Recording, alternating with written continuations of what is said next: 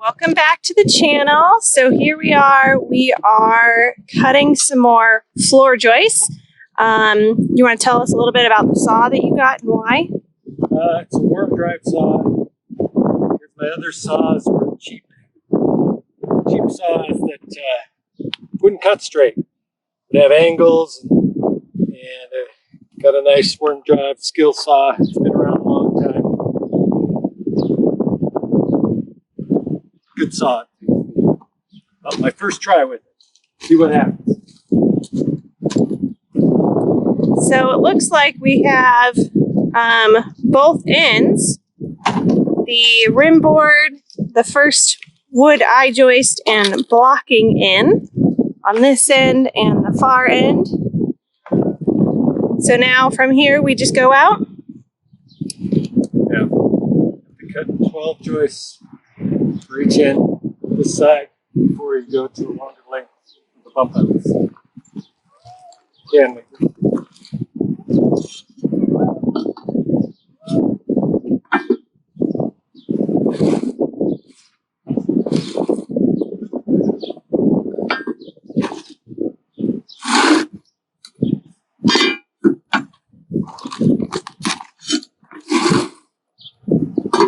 Block so my saw will ride on the top of the I-joist. The square just to help it guide me along and make sure I keep it straight.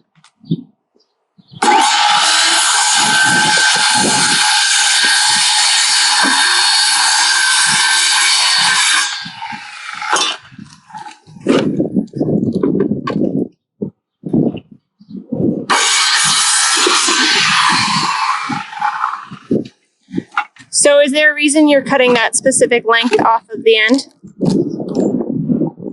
Because they're longer than they come in different certain sizes. These are 28 footers, and we need 27, 26.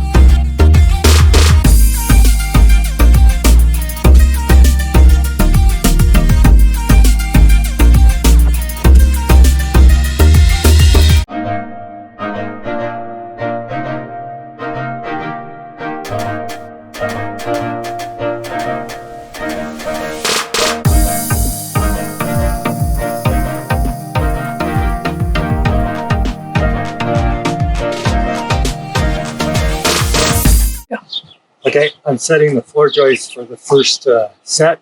It doesn't have an overhang cantilever. And what do we got is, what I'm doing on this side is I'm using a string and I'll line this out so it's a straight line across. It's straight, square, and good for the plywood, so plywood will break in the middle of the I-beams. So I'm just working on doing that on this end. I got to do it on both ends, and then check everything. And hopefully we'll have plywood tomorrow. And start putting it on. So that's all I'm doing right now. Lining up the joists, nailing them.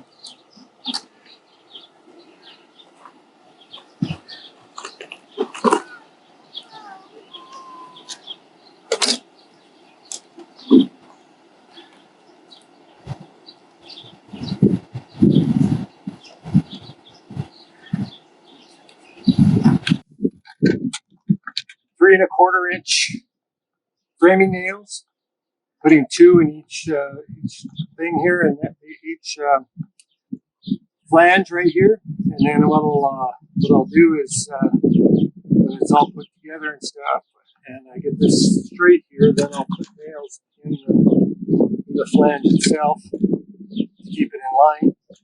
Right now I'm just trying to get it lined up, set up.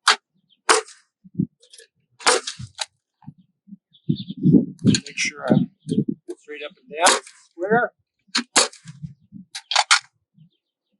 Keep the joist because I'm going to be quitting here pretty soon, and I don't want to flop it all over the place if the wind comes up tonight. So you nail each one to the rim board, and then you nail them to the sill plate underneath as well afterwards. After I do my string and get my spacing right, then I'll nail them to the seal.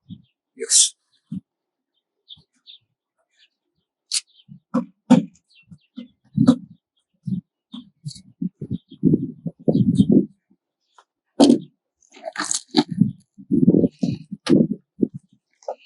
So you're placing them. So some of them need Shimmed up. shimmed because of the sill plate. Oh, because of the concrete, really. It height of the concrete is not even throughout. This was an existing foundation. It's not one that we poured as part of this project.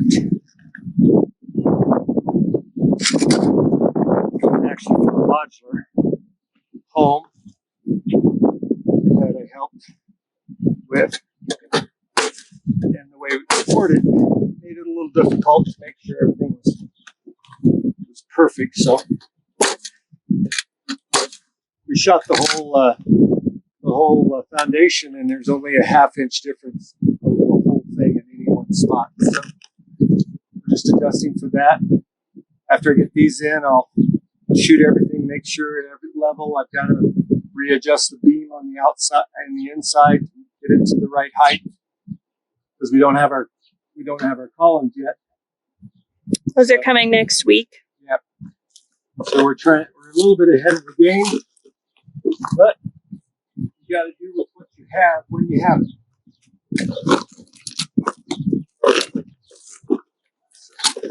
That's our situation. So, and before we put these in, you measured and marked on the rim board where to place each I-joist. Yeah, I marked to the outside, the one edge. The center will be actually 16-inch centers, but I marked it so it's on the outside edge. So I line the edge of the 2 flanges on the line, and then when we get it, when we put it in, we put everything in. It'll the plywood will break on a joist properly.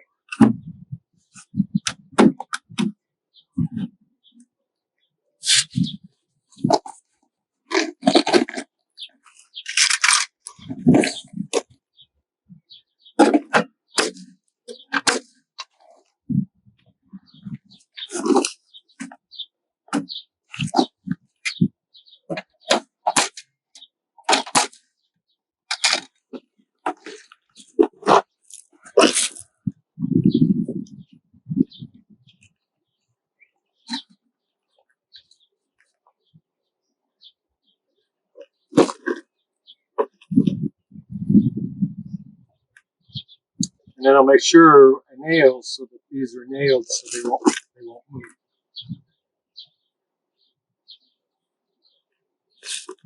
They're just a homemade ship.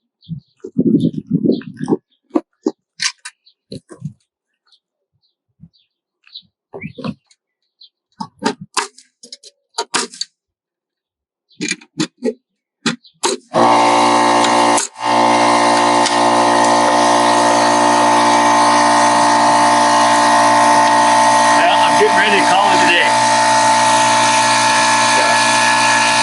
Folks, you have a good day. Thanks for watching. If you can hear over the compressor.